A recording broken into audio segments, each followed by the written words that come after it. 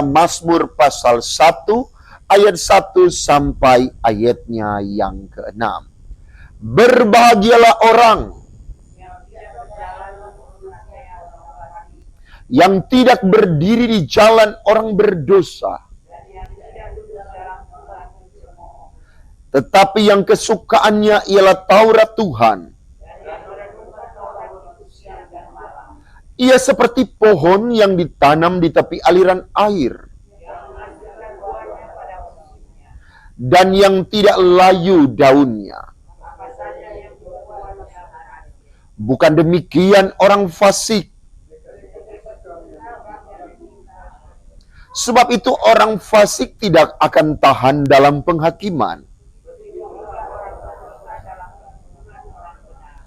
Sebab Tuhan mengenal jalan orang benar.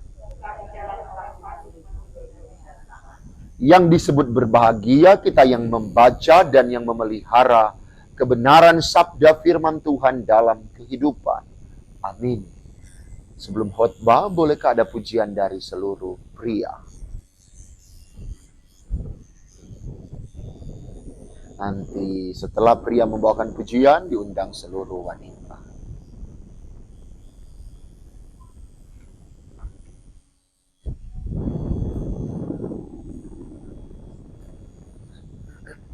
Oh, ada banyak. Marvin, nyanyi. Di adik Siole menyok menyanyi. Menyok menyanyi.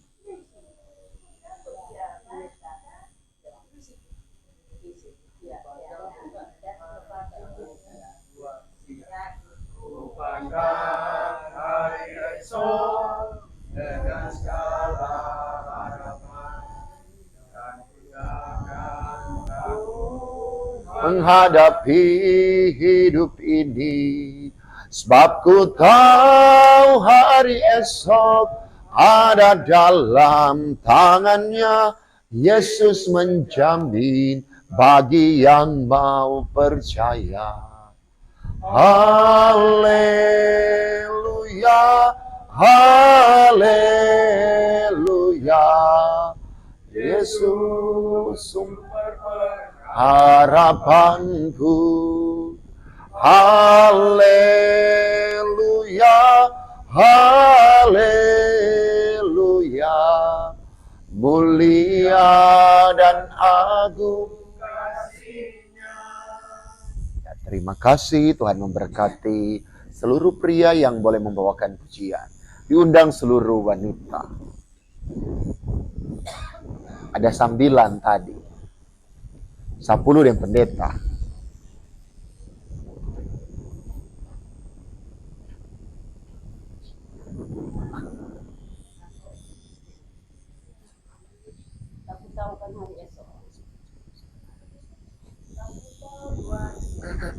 Aku tahu kan hari esok, namun langkahku tetap bukan surga ku harapkan, Karena surya kan lenyap, oh tiada ku gelisah akan masa menjelang.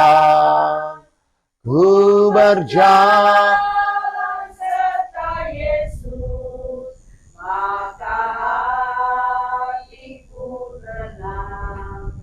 Banyak aku pahami dalam masa menjelang, tapi kasihku ini tangan Tuhan yang pegang. Terima kasih, Tuhan memberkati seluruh wanita yang boleh membawakan pujian, jumlah 14 orang. Ya, salam sejahtera untuk kita semua, shalom, damai di hati. Ya, Pendeta rasa belum terlambat, Kang. Pendeta mau sampaikan selamat tahun baru untuk jemaat kolom 4. Dengan harapan baru, dengan sukacita baru, Orang dia bilang dengan hati baru. Bukan berarti hati orang cabu kong mau pasang hati baru. Ini cuma sekedar kata metafora yang menggambarkan bahwa semangat baru turut memberikan nafas bagi kita, termasuk bagi jemaat Kolom 4. Dalam menapaki hari pemberian Tuhan di tahun 2025. Memang pujian dari seluruh pria dan seluruh wanita menggambarkan bahwa pikiran optimis itu perlu, Kang To. Bahwa dikatakan kalau pria, pujian dari seluruh pria menguraikan tentang hari esok, memandang hari esok dengan penuh pengharapan. Dan dibalas oleh seluruh wanita, tak ku tahu kan hari esok. Tapi bukan berarti babiar diri. Toh.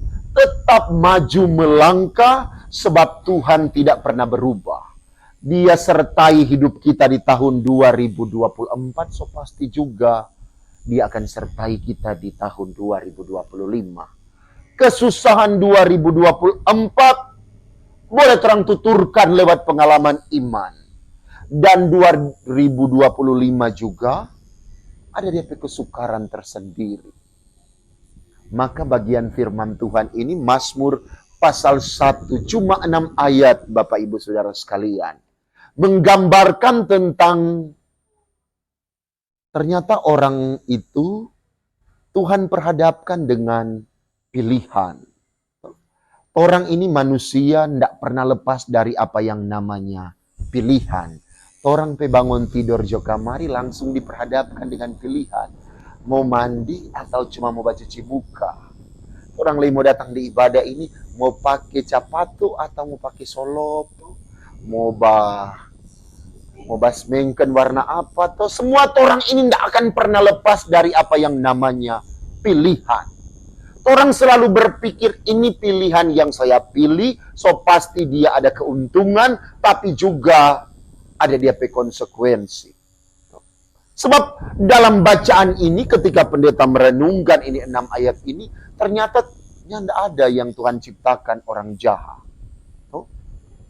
Kalau Tuhan menciptakan orang jahat, bagaimana? Selalu Tuhan memaksudkan kehendak baik bagi semua orang.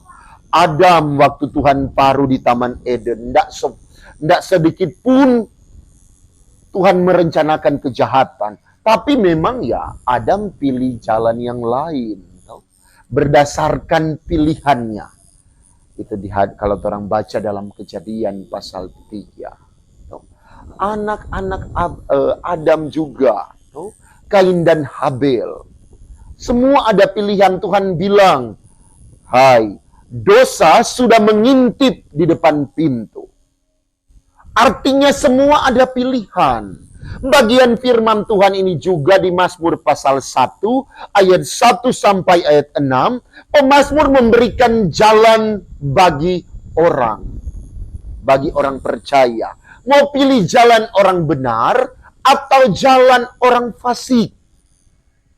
Semua tergantung orang. Tapi karena orang percaya, so pasti orang pilih jalan orang benar. Makanya pemazmur katakan di bagian awal, Bapak Ibu, orang bedaya satu demi satu ini ayat ini. Dari ayat 1 sampai ayat 6. Berbahagialah orang yang tidak berjalan menurut nasihat orang fasik, yang tidak berdiri di jalan orang berdosa, dan yang tidak duduk dalam kumpulan pencemooh. Kata berbahagia ini ditranslate dari bahasa Ibrani Eser. Kalau dalam bahasa Inggris dia ditranslatekan dalam bentuk blessed, berkat, diberkati. Makanya pemazmur menggambarkan orang yang diberkati, dia berbahagia kalau dia berjalan, berdiri, duduk di dekat Tuhan. Nyandak sama-sama dengan orang fasik. Nyandak sama-sama dengan orang berdosa. Nyandak sama-sama dengan orang pencemooh. Pendeta coba lihat dalam Kamus Besar Bahasa Indonesia. Pencemooh ini kalau Kamus Besar Bahasa Indonesia mengartikan orang yang memperlihatkan ketidakpedulian kepada Allah. dan kebenaran-kebenarannya. Pokoknya kebenaran-kebenaran dia abaikan. Pendeta balai berpikir begini, hele Tuhan dia sunya takut, no apalagi sesama manusia tuh. Ini menjadi ultimatum dari pemazmur yang menggambarkan bahwa orang percaya harus bergaul akrab dengan Tuhan. Makanya kalau kita baca ayat 1, berjalan, berdiri, duduk, merupakan suatu totalitas itu aktivitas orang. Berjalan, berkumpul, berdiri. Harus senantiasa kehidupan kita bergaul akrab dengan Tuhan. Membawa penghayatan bahwa bersama dengan Tuhan, kita senantiasa Tuhan bawa pada rencana Tuhan. Memang tidak mudah ya, kalau kata cuma mau kasih khotbah, gampang tuh. Tapi coba orang bikin, tapi inilah tantangan iman kita. Yang membawa penghayatan bagi kita bahwa ternyata standar yang Tuhan standarkan bagi kita memang luar biasa. Makanya firman Tuhan bilang tuh, kuduslah engkau sebab aku kudus. Tuh. Kudus ini kalau mau lihat DP arti disendirikan, dipisahkan. Sebab kalau kita baca ayat 2 Bapak Ibu, tetapi yang kesukaannya ialah Taurat Tuhan, dan yang merenungkan Taurat itu siang dan malam. Bagi orang Yahudi, Bapak Ibu, orang cuma kenal 10 hukum, toh. Tapi bagi orang Yahudi, orang jabarkan 10 hukum itu menjadi 613 mitzvot. Peraturan, bayangkan, 613. Pokoknya, makanya Tuhan Yesus kecam, toh, tuh alih-alih Taurat. Jangan cuma ngoni cekal orang. Ngoni cekal dengan banyak peraturan, sedangkan ngoni menari-nari di belakang. Dorang berusaha memberatkan umat, tapi dorang seolah-olah adem ayem dengan peraturan tersebut. 613 bagi orang Yahudi, dorang berbagi le 613 itu. 365 peraturan negatif, dia pe awal jangan. Bayangkan 365. Kalau tiap ada orang baking 365, dorang memahami ada namanya kalender solar.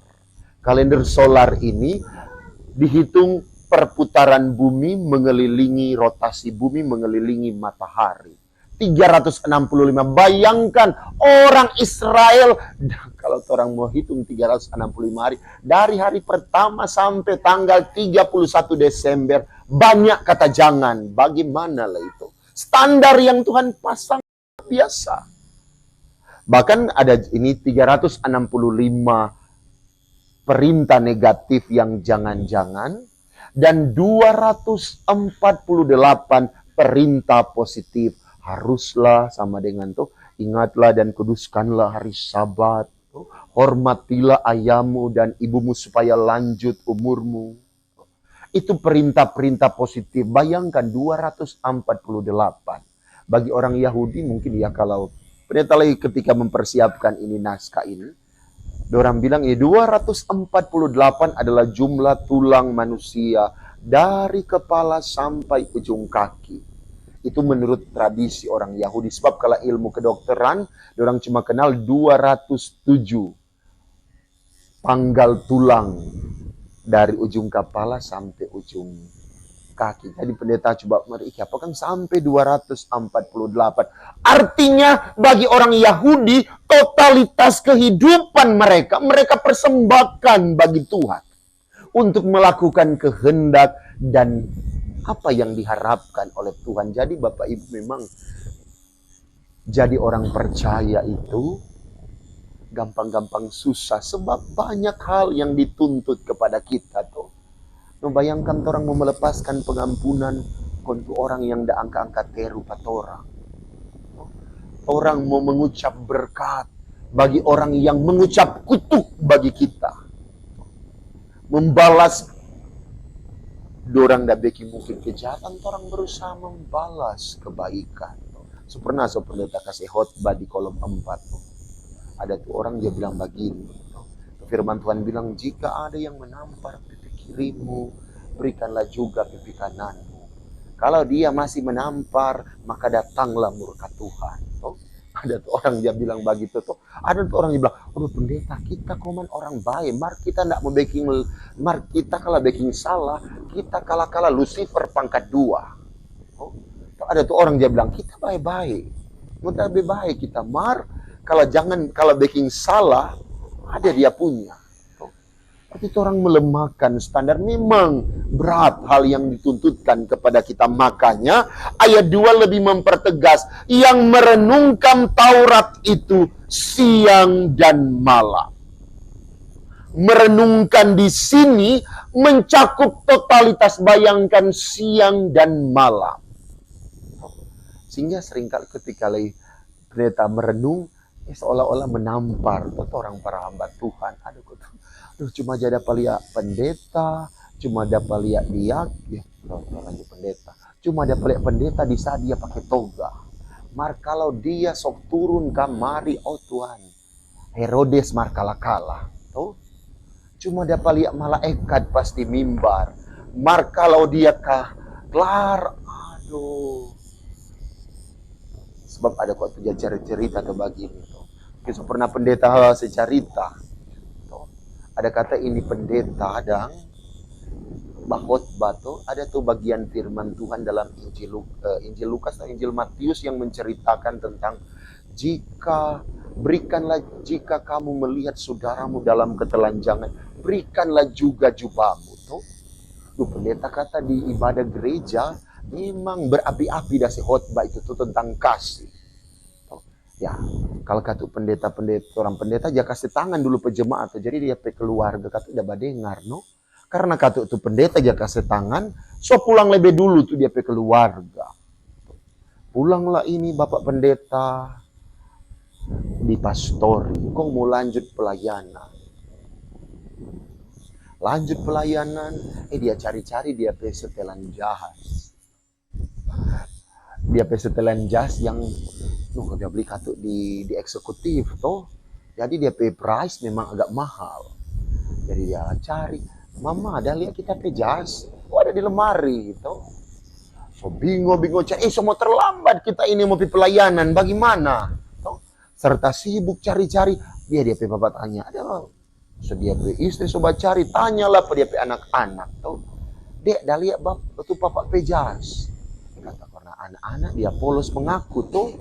Dia bilang begini, Pak, tadi kok ada orang datang di pastori, mau cari jas. Pas kita lihat Pak, jas udah gantong-gantong di kamar, kita kasih pada dia. Oh, lu dia bapak marah. Oh, memang anak-anak nakal nanya, bapak tanya ke orang tua. Dia bapak tunjuk-tunjuk. Anak-anak tuh dia dengar firman, dia tahu juga adik-adik polos tuh, anak-anak polos.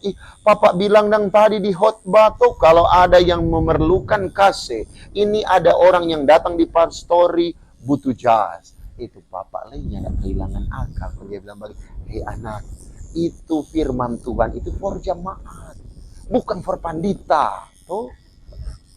Kerap kali itu merenungkan itu orang batasi dengan keadaan-keadaan sikon yang orang batasi sendiri. Sama dia pendeta, cuma dapat lihat kagak damai.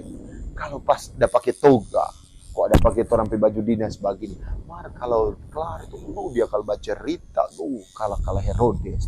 Ini yang oleh pemazmur dia bilang yang merenungkan Taurat itu siang dan malam. Artinya, siapa di sini yang pernah baca Alkitab dari Kejadian sampai Wahyu? Sokatam.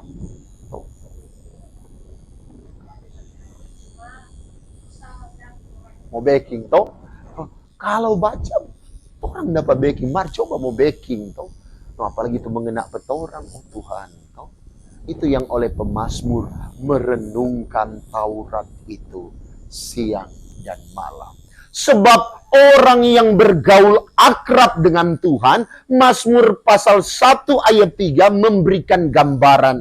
Ini metafora. Dia seperti pohon yang ditanam di tepi aliran air.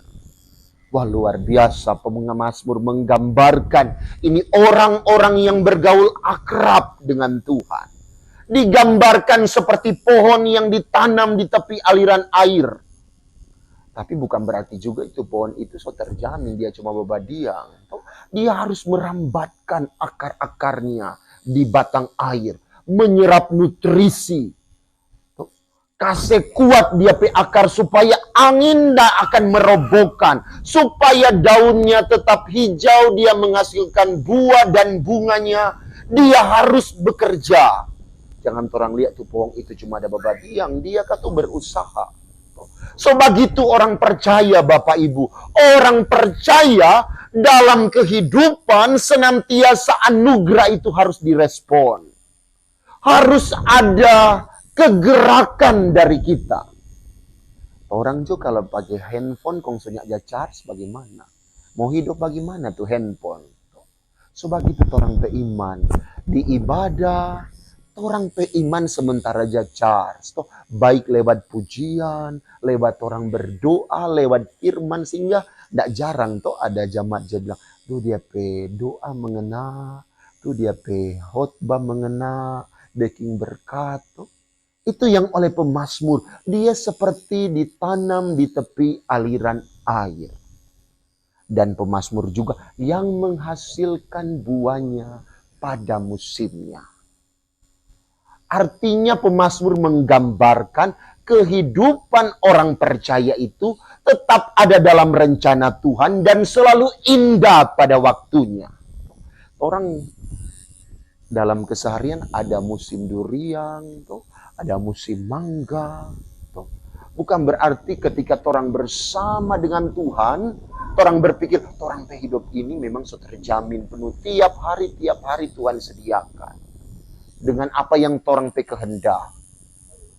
Tetapi bagi pemazmur, orang percaya itu meyakini bahwa setiap jeripayanya Tuhan buat indah pada waktunya. Yang tidak sesuai dengan orang kehendak.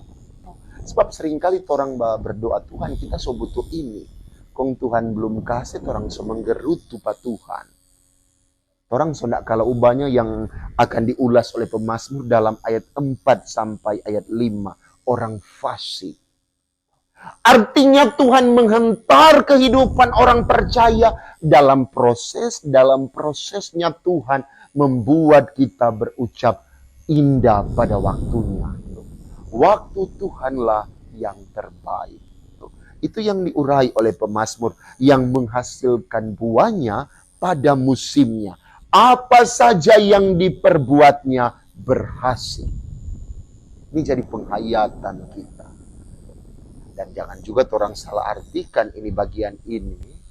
Ketika orang berdoa, Tuhan kasih bengko kamari dia pejare karena sota langgar dia babas story, babas status pak kita.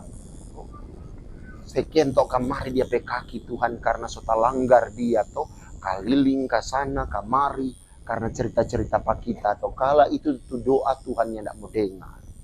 Orang pe konstruksi doa salah. Apa saja yang diperbuatnya berhasil selagi itu berkenan kepada Tuhan.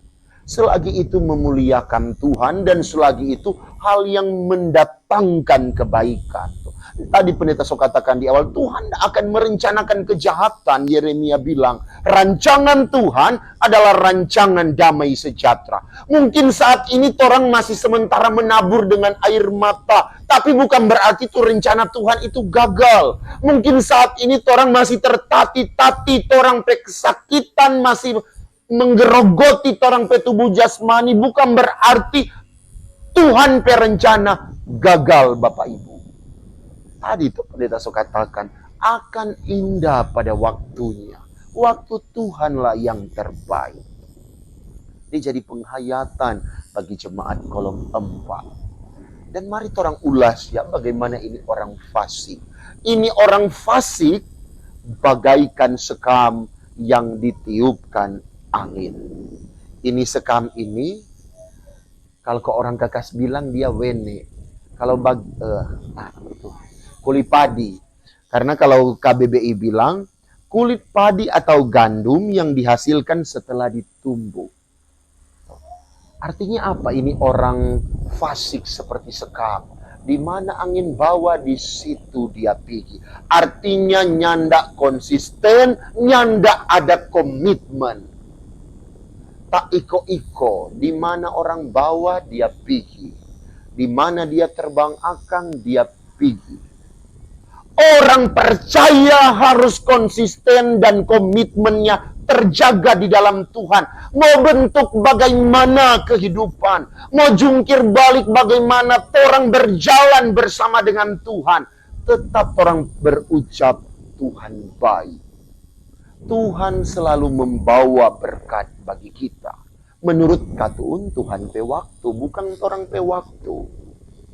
Sebab orang sangat sukar membedakan mana orang pe keinginan, mana orang pe kebutuhan. Bagian firman Tuhan ini menguatkan kita bahwa komitmen bersama, berjalan, bergaul, akrab dengan Tuhan amat dibutuhkan. Mungkin di tahun 2025 ini yang masih rahasia, Tuhan menguji komitmen pelayanan kita. Tuhan memproses kesetiaan kita. Tuhan mau ukur orang pe kesetiaan lewat ya keadaan-keadaan yang tidak dapat orang katakan, tidak orang rencanakan. Dan ketika pergumulan bawa orang memang tak mudung-mudung. Tapi Tuhan tetap mengangkat kita. Firman Tuhan so bilang tuh, jika kita jatuh, kita tak akan sampai tergeletak. Sebab tangan Tuhan yang menopang kita. Makanya di ayat 5 dia bilang, ini orang fasik tidak akan tahan dalam penghakiman. Artinya orang fasik tidak akan tahan dalam prosesnya Tuhan yang membawa kita dalam keadaan titik nadir paling bawah. Orang fasik ketika Tuhan izinkan pergumulan itu dia alami. Bukan bersyukur, tapi mempersalahkan orang. Loh, karena dia kok kita jadi begini. Karena dia kita kok menjadi begitu. Mulai itu orang mempersalahkan orang, mulai itu orang mempersalahkan Tuhan. Sehingga mempengaruhi orang pe komitmen. Mulai sekarang dorang jo dulu tuh pergi-pergi ibadah. Kita koman sampai jo dulu di sini. Apalagi kong sudah bilang tunggu ayang kincing penak diakin kalau kita lagi masih mau pergi mar. Puji Tuhan di kolom ampan tidak ada yang begitu tuh. Sukacita orang melayani, sebab sukacita juga Tuhan menghampiri kehidupan kita. Sebab Tuhan kenal kuat orang pe kehidupan semua tuh. Ayat 6 bilang, sebab Tuhan mengenal jalan orang benar, tetapi jalan orang fasik menuju kebinasaan.